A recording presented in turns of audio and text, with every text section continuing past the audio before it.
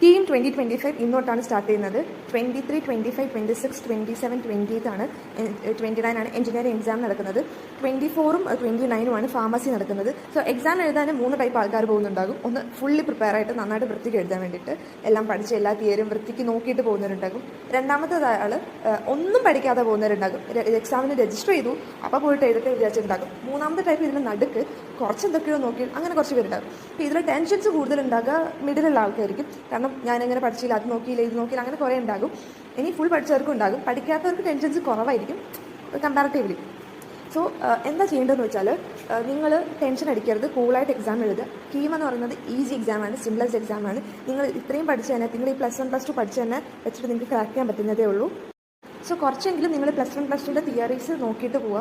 നിങ്ങൾക്കൊണ്ട് crack ചെയ്യാൻ പറ്റുന്ന എക്സാമാണ് ഈ കീം എന്ന് പറയുന്നത്. സോ വൃത്തിക്ക് പോയിട്ട് എഴുതുക, ടെൻഷൻ അടിക്കരുത്, കൂളായിട്ട് എഴുതുക. പിന്നെ എന്തൊക്കെ കൊണ്ടുപോകണമെന്ന് ഞാൻ വീഡിയോ ചെയ്തിട്ടുണ്ടായിരുന്നു. എനിക്ക് അഡ്മിറ്റ് കാർഡ് എന്തായാലും എടുക്കണം, ഇമ്പോർട്ടൻ്റ് ആണ്. പിന്നെ ഒരു ആധാർ എടുക്കണം.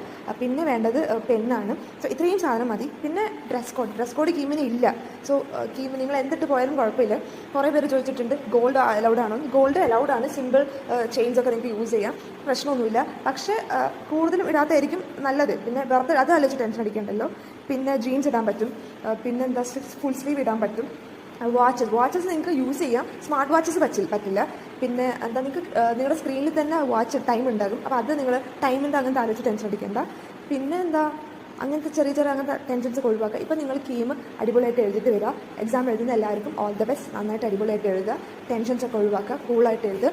ആൻഡ് കീം ഒന്നിൻ്റെയും അവസാനമല്ല. And you have many more to come. Do well.